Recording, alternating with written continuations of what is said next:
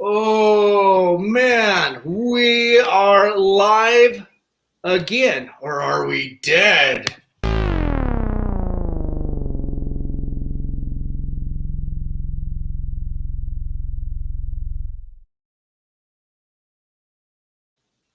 Oh man, we're back with another COFOH Live Undead.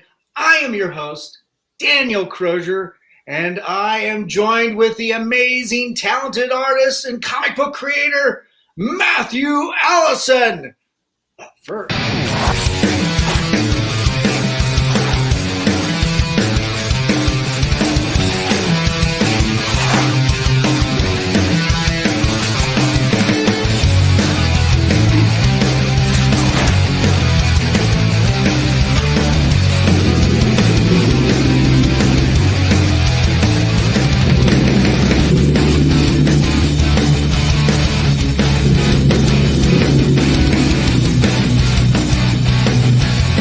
You write something on my face?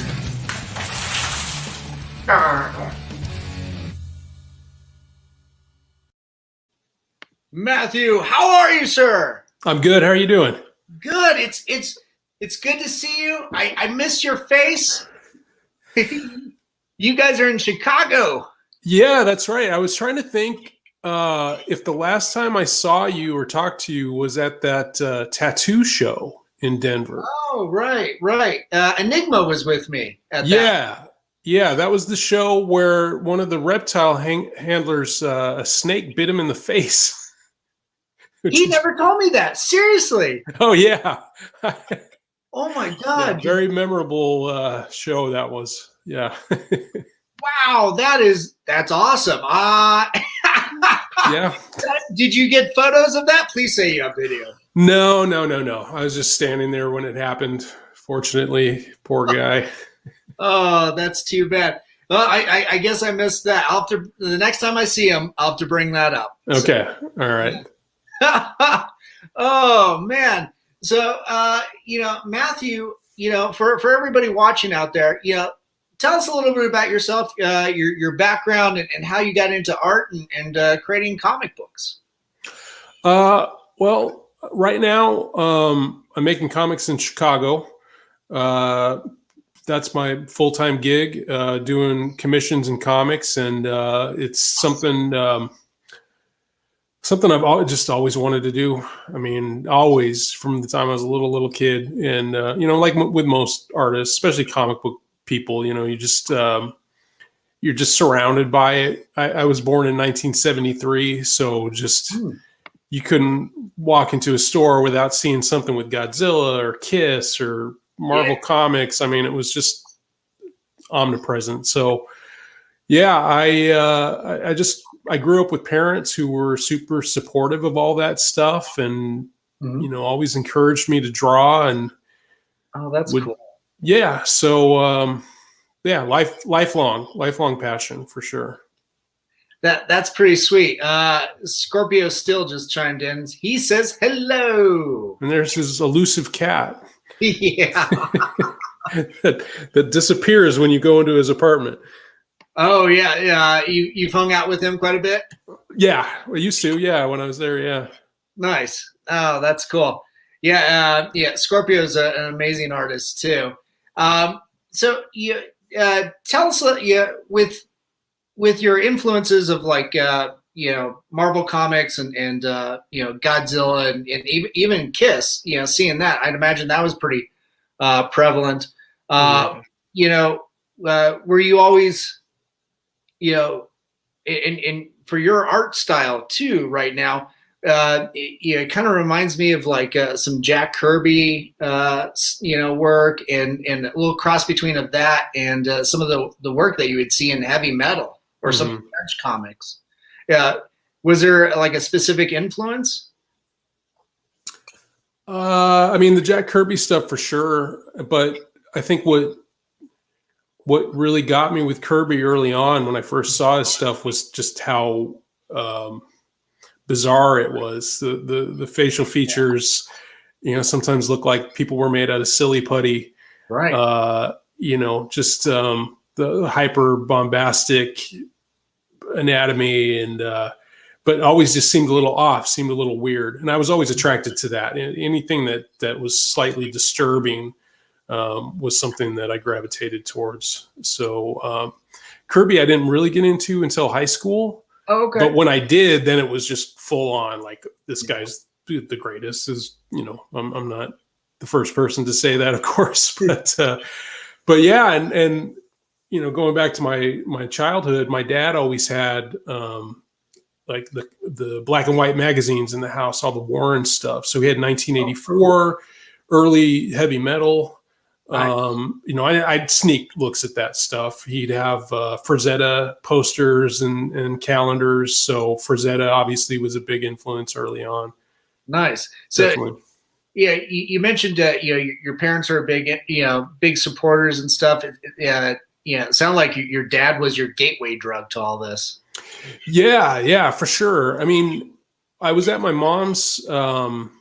My dad passed away about 20 years ago, and I was at my mom's not too long after that, and we were going through some of his stuff. And when he was in his late teens, early 20s, he would make these calendars of all of the stuff that was going to be on TV that week that he wanted to watch. And it was all wrestling, horror movies, biker movies, what was going to play at the drive-in that week. So, you know, he was way into that stuff. And of course it was just going to seep into everything that I was into, because I idolized him. And he did tattoos. So he had a tattoo book of all his designs, and, you know, he had tattoos he had done on himself. So that was a big influence too, seeing that. Nice. So he was a tattoo artist?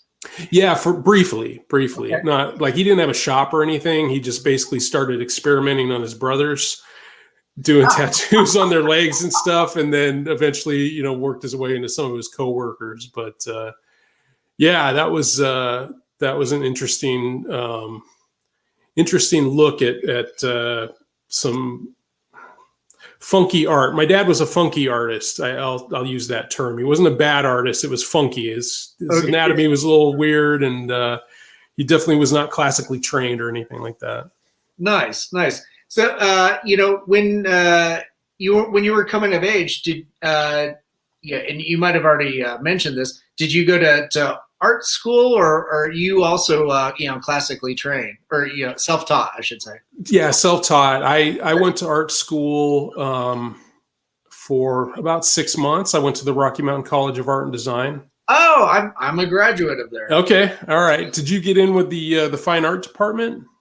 Yeah, I started out in illustration, did that for 2 years, got really bored with that when it geared towards computers, and saw that the sculpture kids were playing with chainsaws and yeah, let's go for the dangerous shit.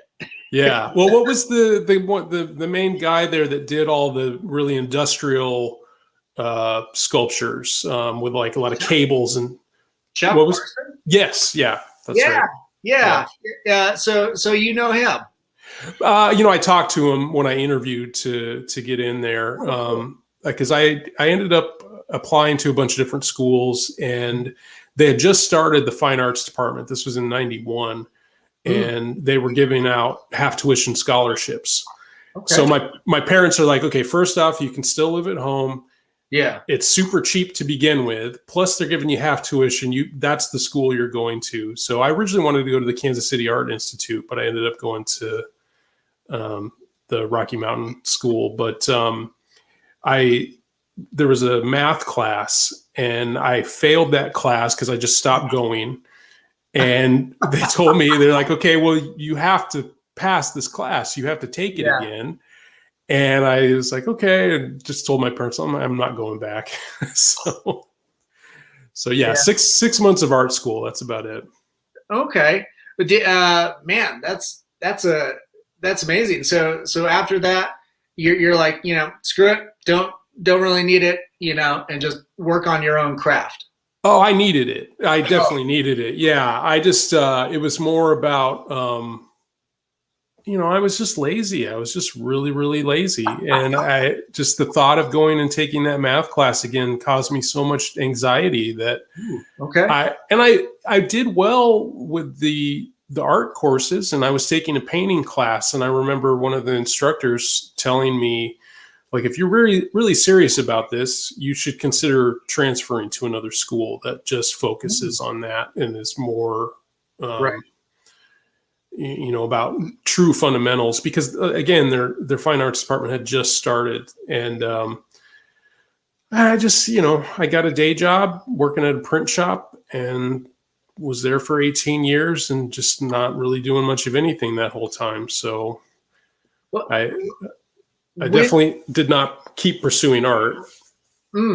Well, yeah. So when did you start, creating your own comics, or were you always, even though you weren't really, pursuing art, you were sketching, drawing, Yeah. I mean, I always had sketchbooks. Yeah. But, nothing was ever finished. I was never satisfied with the way anything looked. I never could figure out what my style was. Mm-hmm. And I did in around 94 or 5, I took my sketchbook into work and I made photocopies of a bunch of pages. And then I sat and I trimmed out images and panels that I liked, threw them in an envelope and sent them to like Kitchen Sink and Fantagraphics and Drawn and Quarterly. And I actually got a response back from Fantagraphics where they like, these are pretty interesting. We'd like to see actual comics, not just these weird cutouts that you sent to us. And I never followed up. I never did anything with it. Oh man. Well, man, that's still a pretty cool way to go about it, and at least it evoked a response. Yeah. So that's cool. Going from there, how did you really transition into more, I guess, traditional, but for you, I mean, you're kind of the work that I associate with you now with Cankor, especially. I mean, there's nothing traditional. It's very European, it feels. Sure. Yeah. And how did you kind of segue into doing that? Well, I guess going back to the laziness thing, I knew that, you read books, you read, How to Draw Comics the Marvel Way, and you read the Will Eisner book on sequential art. And, I remember sending away for information for the Joe Kubert School. Oh, cool. And it was very structured. It's an actual college, and they want you to learn how to write a script, and they want you to learn how to draw from a script and how to thumbnail and do all this stuff. And again, I just was like, man, it's just that part of it was so unappealing to me. I just wanted to do something that was very free flowing and felt more like what it felt like to paint. Mm-hmm. And so when I started making comics, I just thought, just don't worry about scripting anything. Don't worry about setting up a linear story that you have to follow, because then it just becomes illustration work. Right. You're just drawing what you've written down on the page. And so, my method has always been to, come up with the imagery first and then work some sort of narrative or thematic, resonance within those images and make it sequential and make there be somewhat of a story. Right. And then I discovered that by throwing in these autobiographical sections, that could tie it in together. So I've got the fantasy sequences, mm-hmm. and then the real life stuff, which isn't quite real life, but, making it somewhat dreamlike. Just helped me really open up and feel like I was making art as opposed to just being an illustrator. Wow. That's a fantastic way, to do it. And, that also harkens back to the Jack Kirby method, which mm-hmm. is, draw it out, and then somebody like Stan Lee would come in and like story it out. But, yeah, I think that's such a kind of an invigorating, approach to it, focusing on the fine art aspect mm-hmm. first. And man, now I want to see your gallery shows. I hope you're doing that, because that's one of the rare forms where, you've got your comic book, but also it's meant to be fine art, Well, that's, one of the things that I did in this past year, because when my wife and I moved to Chicago, felt like a good time for me to try just, focusing on art. And I signed up with Inky Knuckles, which is a art rep based out of Canada. And he's been getting me a lot of commission work, but he's also selling my original pieces. And what I had learned prior to that was, I was getting a very good response whenever I would put an original page up for sale on my website. So I'd put out a comic, sell all the originals, and it just all, gelled together. And so when I'm creating a page, I am thinking about the idea of this could be framed on its own. Somebody may own this page by itself. So everything within that page needs to work in an isolated environment, as well as within this story. There's a financial element to that, but there's also just the idea of, like, I love looking at original art. The last time I went to C2E2, there was a guy there that had all these Jack Kirby pages, and I just spent an hour flipping through all these portfolios of all this Jack Kirby stuff. And, the pages are all out of order. I don't really care what the story is. I just like the isolated pages themselves. Yeah. Man, that's really cool. Scorpio just chimed in. He says, "I miss you, sir." Oh, I miss you too, man. He's so sweet. It's been a while since I've seen him. I think him and Alan Brooks and I, we got on and did like a little drink and draw. Well, really, it was just coffee and draw. I don't think either of us really drink. So, Lisa chimed in. She says, "Hello from Oregon." Hi, Lisa. So, with Cankor specifically, it's so surreal. You've described that you don't really have, going into the art of it, you don't have necessarily a script necessarily that you're working from.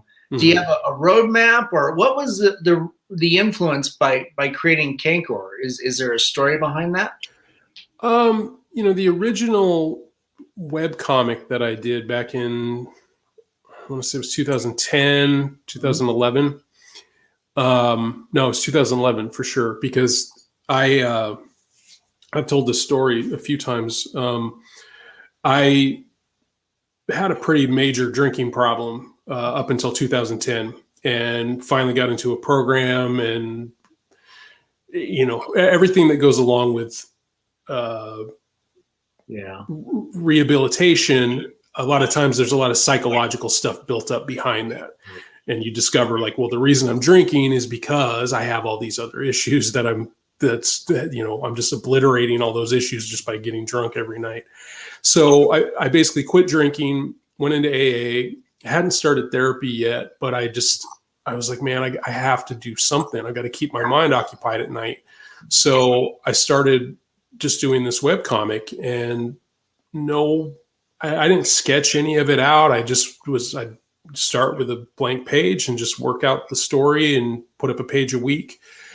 So I can't sit and say that I had any clue as to what I thought my comic was going to be. It just happened. And initially it was a superhero parody.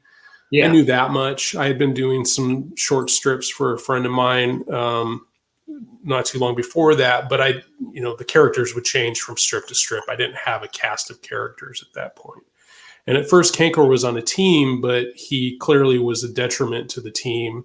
And then that made me realize, like, oh, this is a good way for me to work through this psychological stuff by putting, some of the things that I'm dealing with into this character.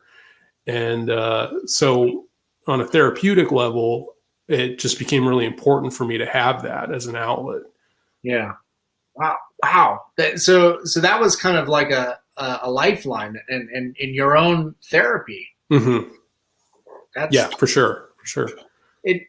During this time too, you were married to your wife, right? Mm-hmm. Okay. Yeah. Man, that's pretty inspirational to seek help, seek therapy, but at the same time, focus on a creative outlet to adjust, change gears, and kind of work away from that a level of addiction. That's amazing. Sure. Yeah. Thank you. Yeah. I'm gonna throw up some of your art here because you're one of my favorite people that I love to watch on Instagram because you always got something cool. Let me turn off the banner here, but this is kind of looks like a bunch of Batman. Yeah, that was one of the first. Well, actually, that's a second part of a series of images that were the first things I did for the Cankor trade that came out from Ad House last year. And again, it was one of those things where just I had the image in my mind. I wasn't quite sure what I was going to do with it, and there's a reason for these Batman corpses to be there. I discovered as I was putting the story together, it's like, okay, this is what this means. This is why I'm so drawn to this particular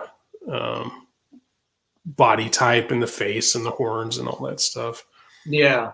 And this is something that repeats as a theme in Cankor, or can you tell us a little bit more of like the story behind why you're drawn to this? One of the things that would happen when I was sketching for all those years, and not really making comics, but just trying to fill out a sketchbook, was I was in my mind thinking, okay, I have no interest in working for Marvel or DC. I want to make something like Daniel Klaus's 8-Ball. That was really the comic for me for a long time. And there were other comics like that, like Dave Cooper's Weasel, but basically a one-person anthology. Yeah. And very alternative, not superhero related at all. But within my sketchbooks, I was always drawing Batman, either Batman or Wolverine. That was just a constant thing. And I hated the way I drew Batman. And so I think that was part of the process, was just like, if I can just nail an image of Batman. I don't know why it was important to me. Yeah. Other than that, there are artists that I really admire, Frank Miller, Bill Sienkiewicz. In fact, there's a book, issue 400 of Batman is a jam issue with like 20 different artists, all drawing sections of this story. So you see 20 different interpretations of Batman. Yeah. Which back in the 80s was a big deal. Like there was a house style at DC. So the fact that they gave these artists the chance to really express themselves in designing this, what the character looks like, that resonated with me. And so I think that was always in the back of my mind of like, well, I have to have my version of Batman. Yeah. I don't know why, but so to have this mountain that's basically just stacks and stacks of Batman corpses is just all those sketches that just never amounted to much of anything, just shitty Batman drawings. There seems to be a lot of like, psychological aspects to that. Cause I think like for me too, like when I'm drawing, Batman's the go-to. Mm-hmm. And, and in the recent years, it's like, I'm pretty conscious of that. And if I'm going to do it, I need to reinterpret it and keep reinterpreting if doodle him. I'd like to say Wolverine would be my second because, growing up, that was my second, Yeah. But I haven't sketched him in so many years. So it's always interesting to kind of, play on that. And, it seems like there's an amazing subtext of things that you're working out in your illustrations. I think that might be a reason why I'm drawn to it, and so many other people are drawn to your work, is because of it really speaks to you on kind of a subconscious level of sorts. Let me throw up another one. I'd imagine this is probably is this an earlier image of Cankor? This is going to be the cover to the new comic. Oh, no kidding. Oh. Yeah, I had a color version of it somewhere, and I don't know what I did with it, so I sent you the black and white version. Okay, sweet. And looks like he's knocking the hell out of somebody. The future version of himself. It's this new issue. There's going to be an extended fight scene between Cankor and himself. but the narration is going to be about something entirely different. Wow. That's cool. So it sounds like a lot of this is, you're your own worst enemy. I'm probably reading into it.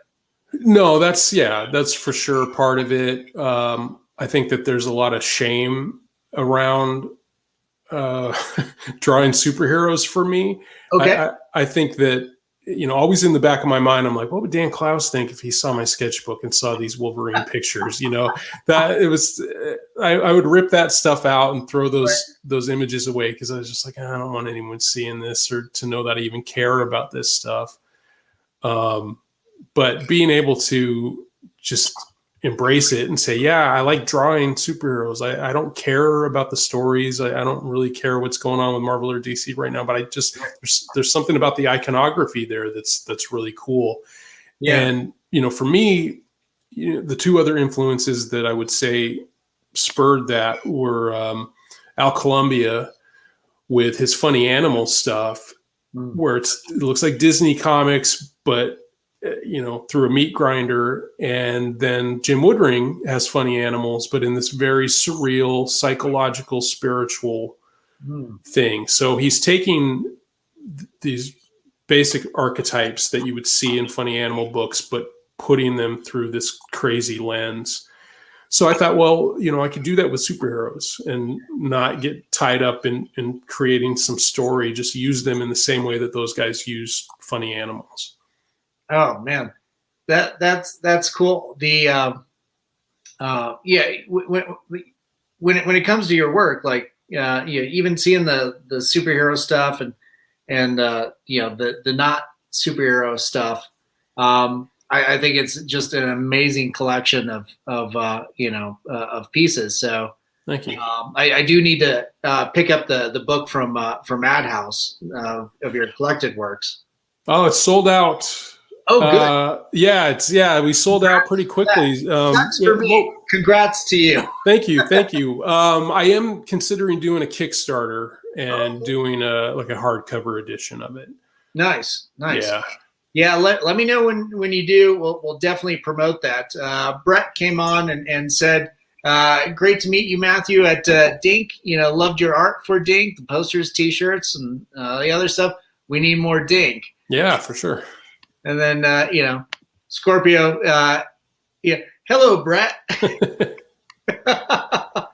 Oh, man. Going back to your work, so this is one of my favorite images that you've put out there. God, I'm an idiot for line work and just textures and saturation. So this really does it for me. Is there a little bit of a story behind this as an art piece? It's a page from the book, and to me that was anytime I'm drawing all those wires and the little mechanical details and the squiggly lines and that stuff, it becomes very meditative. Yeah. So as a mindfulness exercise, it's helpful for me to draw that stuff, because I can lose myself in it, put on some good music, and just, work at it for a few hours. My eyesight has deteriorated terribly over the last couple of years, and I just bought this giant magnifying glass. And I'm using smaller and smaller pens, and I started to realize it's more in my head, because I was looking at some older art that I had sitting around, and I was like, man, my line work wasn't that refined even 3 years ago, but I in my mind I'm still chasing that, and I feel like, I've got to get these lines just perfect. And then I realized, no, your lines were super sloppy before, and it still looked okay. Yeah. But I've for some reason just thought, I got to get tighter and tighter and smaller with this stuff. So right. I don't know. Well, as I think as artists too, we're our own worst critics. We never, I don't think we could ever live up to our own. Yeah. The other thing too is as surrealistic and introspective as I think a lot of your work is, it's also dealing with like the horror of the self, all that inner reflection, and so that's some of the things that I see in here, on top of the body horror as well. But just dealing with a lot of internal demons and things like that, and I think it's spectacular. It's what a great way to exercise whatever is actually going on internally. That's what I kind of get out of this. And yeah, that's definitely a big part of it. When I left Colorado, one of the things that not to get too deep about this stuff, but one of the things that I had said to my therapist when we had our last session, she's like, well, what do you want to work on when you move to Chicago? I was like, well, I just don't want to feel bad about myself every day. I don't want to wake up just, feeling like I'm just constantly making mistakes, and you give myself a little bit of a break.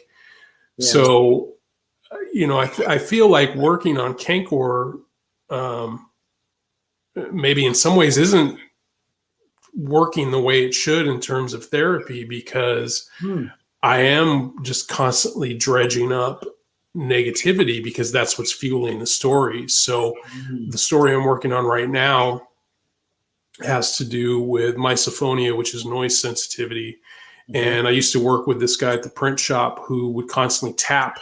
Every time he left my office, he would take his pen and he would tap twice on this machine.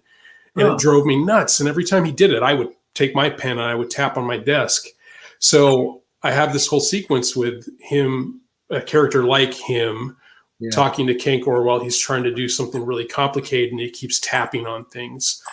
And it's one of those things. It's like, I don't know if this is really helping me by, doing a story about it, but it did give me a little bit of insight in that, like, I probably wasn't really mad at him. I was mad about something else that was going on, and the tapping was just this amplification of my, whatever that other frustration was. So yeah.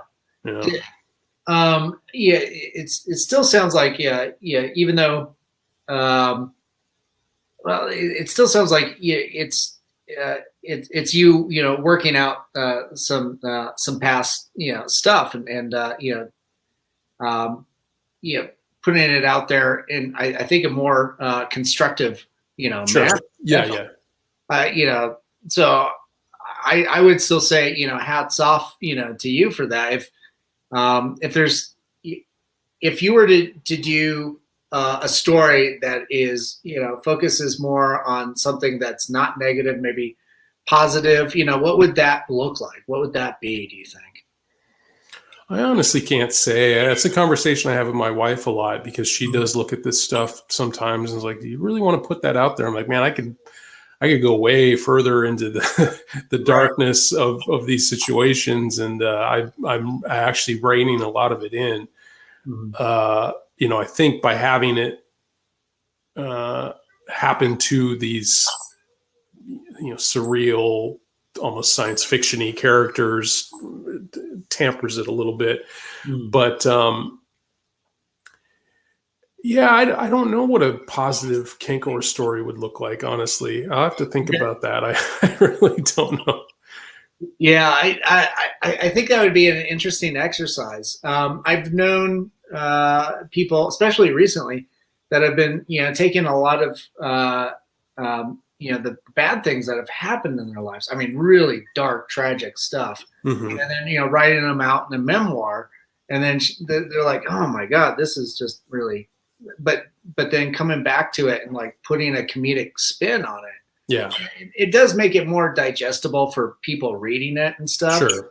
But I noticed too, it's just like, oh, now I can approach this material and I see it and it's fun. Even though in the back of my mind it's like, yeah, it was not fun on that day when I did that stuff. Yeah.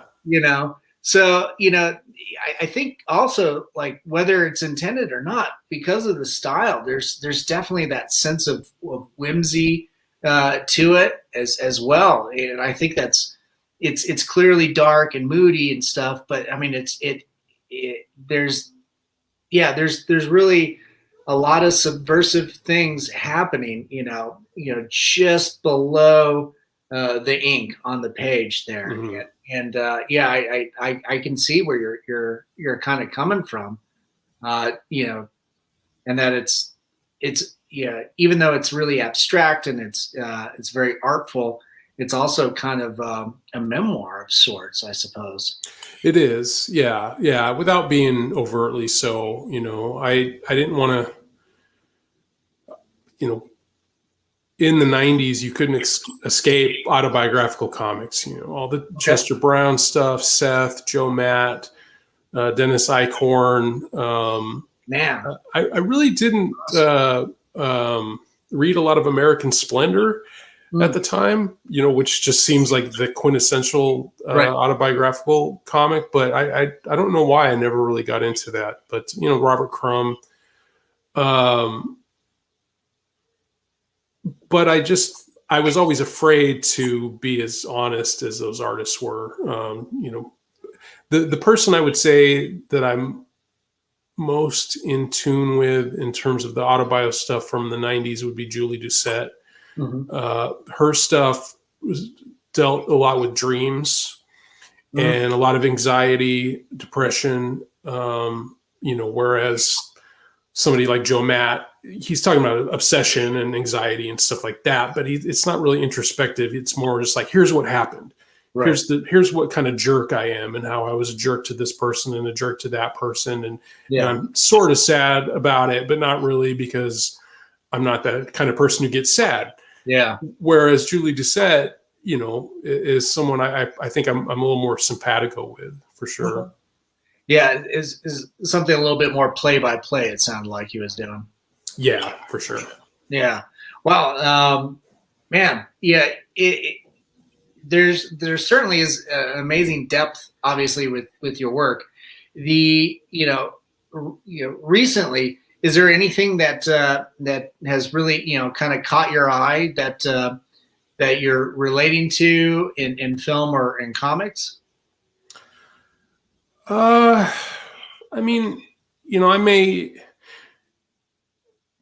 It's funny. I remember going back to Daniel Clowes. I remember reading an interview with him where he was talking about watching TV or watching movies, where if he started to get bored with the movie, he would start to pay attention to people's drapery. How does the fold in their jacket look? Because he was thinking artistically. Right. And I do that with plot development, how narratives are laid out in TV shows and movies, just to kind of take some of the elements that may make a work more palatable to a broader audience, to incorporate that. So, it could be anything that could just bring that on. But, anymore, I'm pretty out of touch with a lot of modern comics, and it's partly because I just don't want to be influenced by anything. And when I really get into somebody, like I really like Michael DeForge, and I think he's somebody who does autobio stuff, right? But it's masked. It's not, it's all these weird characters, and it is very dreamlike, very bizarre. But because I like his stuff so much, I've chosen not to read it, because I just don't want that to be apparent at all in what I'm doing. When we put together the tagline, or not the tagline, but the can't think what the phrase is, but we needed to describe the book, right? And Jim Rugg had said that my work reminded him of Michael DeForge meets Frank Quitely. Oh, okay. And I was like, yeah, that seems accurate. And Chris Pitzer at Ad House thought the same thing. He's like, yeah, that works. But afterwards, it's like, man, I don't want people to think that I'm deliberately trying to make Michael DeForge stuff. And I don't think anybody would ever look at what I'm doing and think that. But that's take it for me. No. Okay. All right. No. Matthew Allison is a very specific style. It's one unto yourself, buddy. Okay. All right. So yeah, I'd love to be able to tell you, like, oh man, there's so many, great new books and artists out there that I could recommend, but I just I spend a lot of time looking at Bronze and Silver Age comics. Yeah.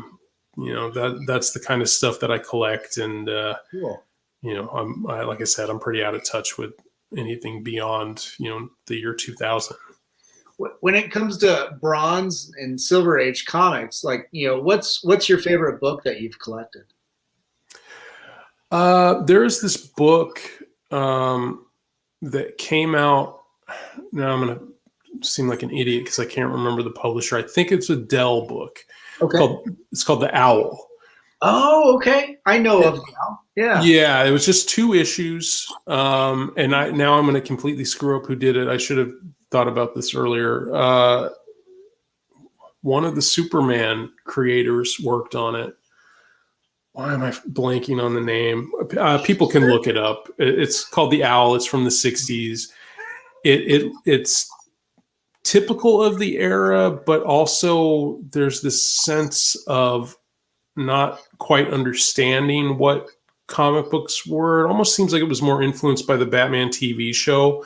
Like they were trying to do something to cash in on that. Like, you know, the publisher thought, hey, Batman's super popular right now because of this TV show. We should do a book. So there are these 2 beatnik juvenile delinquent characters with skull faces, and they have these helicopter bicycles, and they play guitar and they shoot, you know, try to shoot at the owl out of their guitars, and it's just really funky. I love Metamorpho, the DC comic, especially the Ramona Fradon issues. Yeah, I love Metamorpho. That's such a bizarre, fun, awesome, weird character. Yeah, that book is fantastic. And then the Bruno Premiani drawn Doom Patrol, the original Doom Patrol. Right.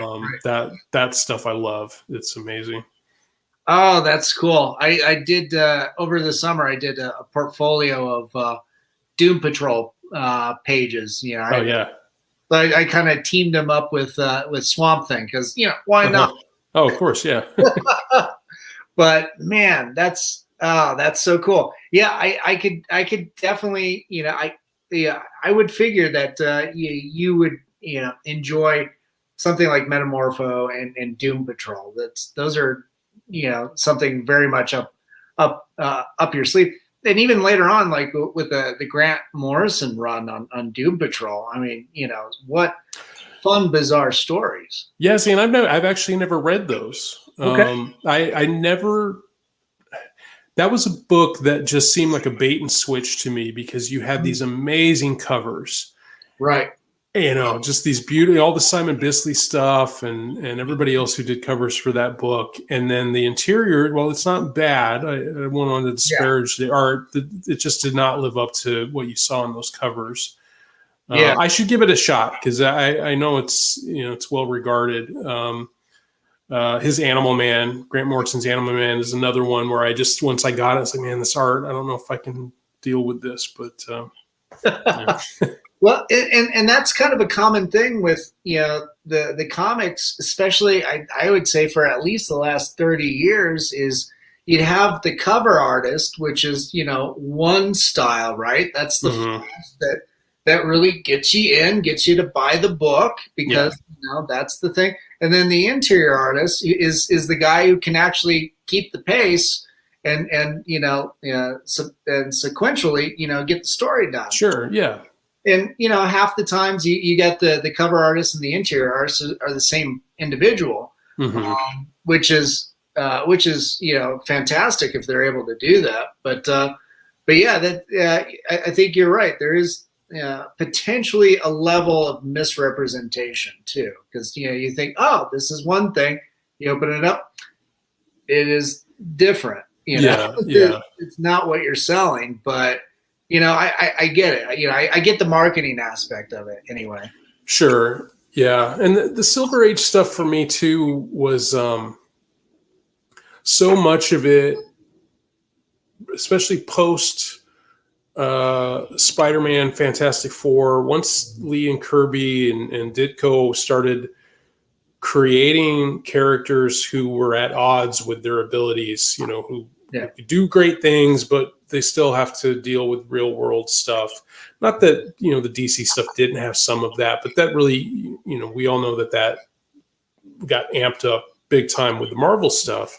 Right. And so a book like Metamorpho, you've got this character who's hideous to look at. His body just completely falls apart. He's still got, this great looking girlfriend and Right. flying around the world with this rich guy. But, he still has to contend with the fact that when he looks in the mirror, he's got this hideous face and he's got to wear this normal mask and all that. And, so of course you identify with that. When you read those old Doom Patrols and Negative Man, it's just so, just the concept of what he does, that in order for him to use his power, the body just like slumps and falls on the ground and lays there for however long while this energy version of himself is out doing all this stuff. It's pretty amazing. Yeah, it's such an unfortunate thing.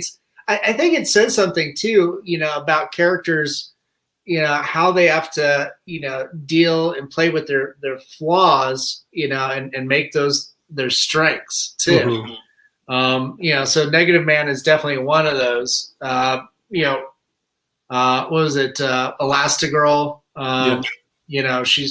She certainly has her problems, especially with in the TV show and that version.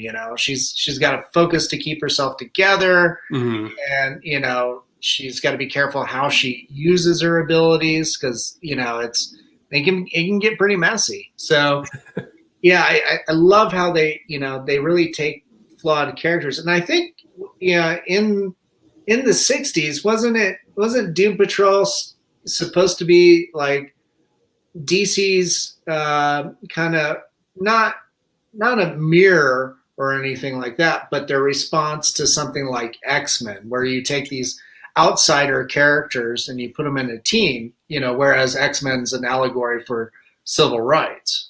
Yeah, I mean, I've read in Alter Ego magazine some debate about if one was influenced by the other, and I think with the Doom Patrol X-Men thing, obviously you got a leader of the team who's in a wheelchair. Oh, true. That's part of it. There's some Fantastic Four stuff in there too. I think just in general, you've got just a time period where the focus on some of the mental and emotional problems that these people were experiencing, came to the forefront. So you just saw it in whatever comic was coming out at that time, for sure. Whereas the Owl that I was talking about has none of that. The Owl just, it's just pure goofiness. He's not worried about anything. It's nice. Yeah. The outside of Cankor, is there anything on your in your sketchbook that you want to explore or pursue as a comic or another art project? I do a mini comic. When I say I do, I've done two of them, called Sweet Sepulcher, and it's just little throwaway horror stories mixed with some movie reviews and stuff like that. It's more of a zine. Okay. And so that's something that I always want to go back to. I've just been so busy with commissions that I haven't been able to do one recently. But I like the idea of doing a black and white horror comic. Nice. So that's always on the back burner. Whenever I have time, I'll get a third one of those going at some point. And there's something in the works, like back and forth with a writer that has had some ideas, and they're off doing their own thing. And I don't collaborate often, unless it's something that's set up for me. An editor is like, "Hey, I got this thing," and it's all set to go. In terms of collaborating with somebody where you're starting from scratch and creating something, I haven't done that yet.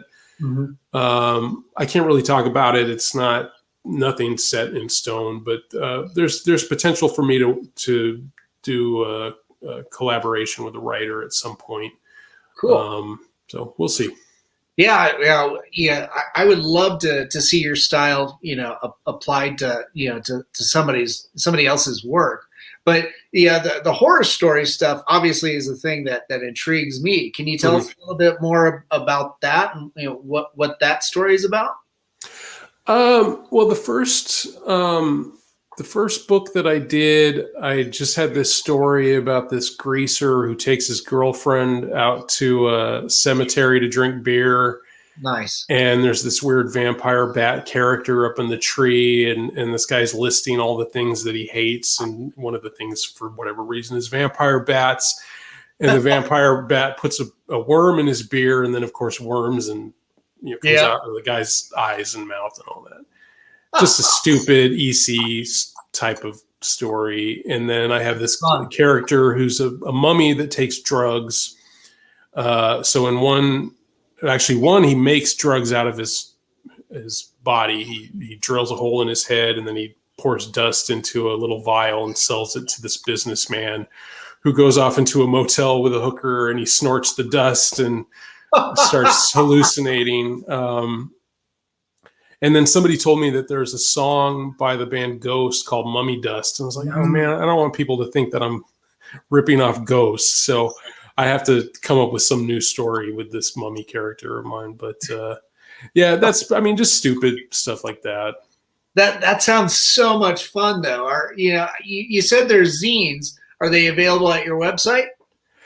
Not currently. I just haven't printed them. They're not technically out of print. I just haven't gotten around to printing more. So the only thing I have available on my site, unfortunately, is some enamel pens. But the new book that I'm working on will be available hopefully in June.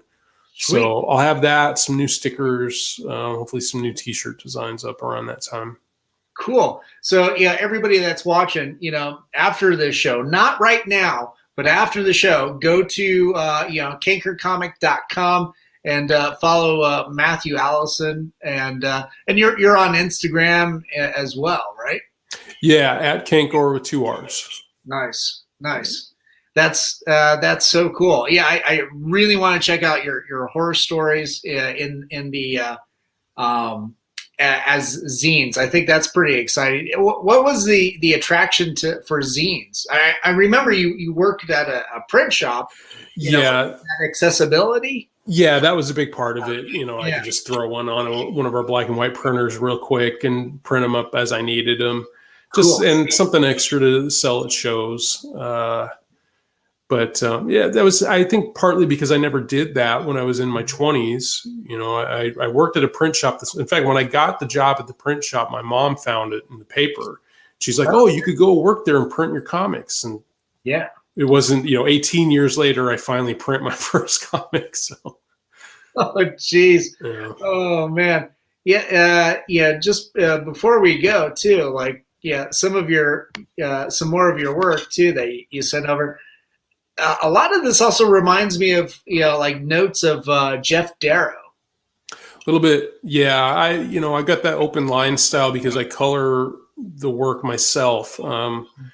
I was at Heroes Con a few years ago, and Mike Royer, the inker, who's a horrible person, I won't go into it, but lousy human being, but he was looking at some of my stuff and he's like, "You really got to add more blacks." He's like, "You stop and think, hold this at a distance and see how attractive it is." Like, it's one thing that if you're going to color it yourself, but in terms of, looking at the black and white art, you need to spot your blacks a little bit better. So I'm trying, Mike, you piece of shit.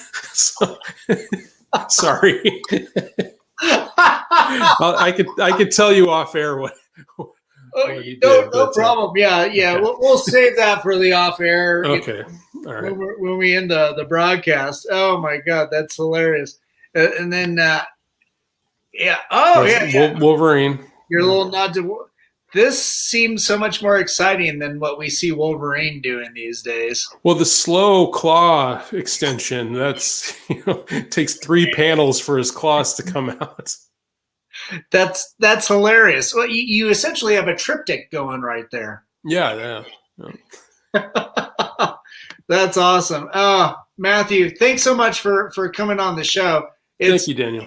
It's been fun, to catch up with you, see where you and your wife are at right now. Because I didn't realize you moved to Chicago in 2019. I knew you moved, but I thought it was a little bit more recent than that. Yeah, it's been a while. Yeah, it's so cool to to meet up with you and learn more about your process and the stuff that you're dealing with and truly, sir, you are putting magic on a page. Thank you so much. That makes me feel very good to hear that. Thank you. Yeah, it's keep up the amazing work. We can't wait to see the new book, and let us know when the Kickstarter goes live. Sure. For the hardcover of your previous collected work, because that's your work is absolutely stunning. Thank you so much. Yeah, I look forward to getting back to Denver. Going to try to make it out there as soon as I can. Yeah, hopefully, if not for Colorado Festival of Horror, hopefully for Dink. Yes, yeah. when we're able to have that in person. Yeah, exactly. Yeah. Oh, thanks so much, Matthew. Hang around for just a little bit, to everybody out there, make sure to go to cankorcomic.com and follow Matthew and support amazing artists doing fantastic things, and also to our sponsors, to Hellfire Entertainment for carrying us on your social media, and to our friends at Mutiny Cafe. If you're going to start a revolution, make sure you're caffeinated. To Alien Donut Films, Bill and Angela, thanks so much for your support. And to my producers, Stefan Santa Cruz and Amanda Armstrong, thanks so much for helping me put this together and stay relatively sane. Everybody out there watching, thanks for tuning in. We'll be back next week. And you guys take care of each other. Be safe. Help each other out in these tough times. We love you. Have a good night. Bye.